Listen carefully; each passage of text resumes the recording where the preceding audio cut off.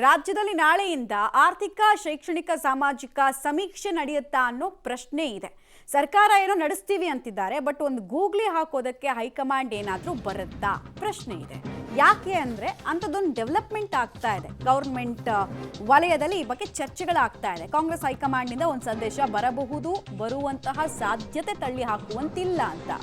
ಜಾತಿ ಗಣತಿಯನ್ನ ಮುಂದೂಡಿಕೆ ಮಾಡಬೇಕು, ಅರ್ಜೆಂಟಾಗಿ ಮಾಡಬಾರ್ದು ಅಂತ ಹೇಳಿ ಡಿಸಿಎಂ ಡಿಕೆ ಶಿವಕುಮಾರ್ ಆದಿಯಾಗಿ ಅನೇಕರ ಮಾತಾಗಿತ್ತು. ಈ ಮಧ್ಯದಲ್ಲಿ ದೆಹಲಿಗೆ ಹೋಗಿದ್ದಾರೆ ಡಿಕೆ ಶಿವಕುಮಾರ್. ಈ ಬಾರಿ ಕೂಡ ಹೈಕಮಾಂಡ್ ದಾಳವನ್ನು ಉರುಳಿಸ್ತಾರ? ಹಾಗಾದ್ರೆ ತಾತ್ಕಾಲಿಕ ಗಣತಿ ಮುಂದೂಡಿಕೆ ಪ್ರಯತ್ನಕ್ಕೆ ಮುಂದಾಗ್ತಾರಾ? ಇದರಲ್ಲಿ ಯಶಸ್ವಿ ಆಗ್ತಾರಾ ಅಂತ. ಯಾಕಂದ್ರೆ ನಿನ್ನೆ ಒಕ್ಕಲಿಗರ ಸಭೆಯಲ್ಲಿ 3 ಪ್ರಮುಖ ನಿರ್ಣಯಗಳನ್ನು ತೆಗೆದುಕೊಳ್ಳಲಾಯಿತು. ಅದರಲ್ಲಿ 15 ದಿನದಲ್ಲೆಲ್ಲ ಜಾತಿ ಗಣತಿ ಎಲ್ಲ ಮಾಡಿ ಇವ್ರು ರಿಪೋರ್ಟ್ ಕೊಡೋದಕ್ಕಾಗಲ್ಲ, 60 ದಿನಕ್ಕೆ ತಗೊಳ್ಬೇಕು, ಸಾಧ್ಯ ಆದರೆ ಇದನ್ನು ಮುಂದೂಡಬೇಕು, ಇಷ್ಟೊಂದು ಆತುರವಾಗಿ ಮಾಡಬಾರ್ದು ಅಂತ ಒಂದು ನಿರ್ಣಯವನ್ನು ತೆಗೆದುಕೊಂಡ್ರು. ನಿರ್ಣಯವನ್ನ ಸಮುದಾಯದ ಪ್ರತಿನಿಧಿಯಾಗಿ ಹೈಕಮಾಂಡ್ಗೆ ತಲುಪಿಸಿ ಬಂದು ಅಲ್ಲಿ ಒಂದು ಸ್ಪೀಡ್ ಬ್ರೇಕರ್ ತರ್ತಾರಾ ಡಿ ಕೆ ಶಿವಕುಮಾರ್ ಅನ್ನೋದು ಪ್ರಶ್ನೆ. ಅವರು ಓಪನ್ ಆಗಿ ಹೇಳ್ತಾ ಇದ್ದಾರೆ, ನಮ್ಮ ಪ್ರಯತ್ನ ನಾವು ಮಾಡ್ತೀವಿ ಅಂತ. ನನ್ನ ಒಕ್ಕಲಿಗರ ಸಂಘದ ಮೀಟಿಂಗ್ ಆಯಿತು, ಅದರಲ್ಲಿ ಜಾತಿ ಜನಗಣತಿ ಮುಂದೂಡಬೇಕು ಅಂತ ಹೇಳಿ ಅಲ್ಲಿ ಕೇಳ್ತಾ ಇದ್ದೆ. ಈಗ ನಾನು ಆ ವಿಚಾರ ನಾನು ಸರ್ಕಾರದಲ್ಲಿದ್ದೀನಿ, ಸಮಾಜದವರು ಮಾತಾಡ್ತಾರೆ, ನಾನು ಅದಕ್ಕೇನು ಮಾತಾಡೋದಿಲ್ಲ. ಅದು ಅವ್ರ ಅಭಿಪ್ರಾಯ, ನೋಡೋಣ, ಆಮೇಲೆ ಮಾತಾಡೋಣ.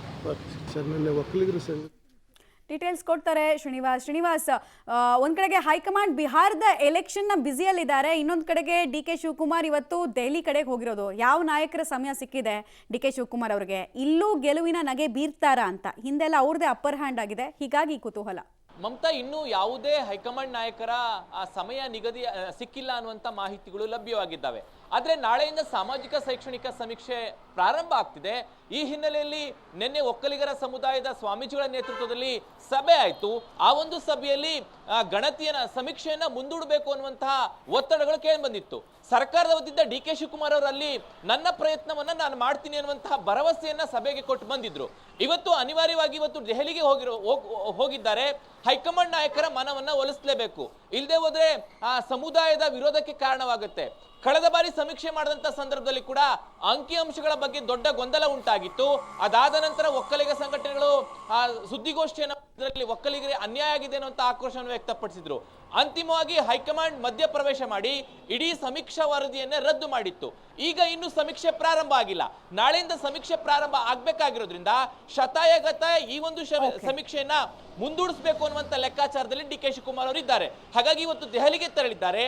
ಅಲ್ಲಿ ಹೈಕಮಾಂಡ್ ನಾಯಕರ ಮನವನ್ನ ಒಲಿಸಿ ತಾತ್ಕಾಲಿಕವಾಗಿ ಸಮೀಕ್ಷೆಯನ್ನ ಮುಂದೂಡಿಸಕ್ಕೆ ಸಾಧ್ಯವಾ ಅನ್ನುವಂಥದ್ದನ್ನ ಪರಿಶೀಲನೆ ಮಾಡ್ತಾರೆ. ಹಾಗಾಗಿ ಹೈಕಮಾಂಡ್ ನಾಯಕರು ಸಿಗ್ತಾರಾ, ಅವರಿಗೆ ಭರವಸೆ ಕೊಡ್ತಾರಾ, ಸಮೀಕ್ಷೆ ಮುಂದೂಡುತ್ತಾ ಅನ್ನುವಂಥದ್ದನ್ನ ಕಾದ್ ನೋಡ್ಬೇಕಾಗತ್ತೆ. ಮಮತಾ, ಧನ್ಯವಾದ ಶ್ರೀನಿವಾಸ್ ತಮ್ಮೆಲ್ಲ ಮಾಹಿತಿಗಾಗಿ.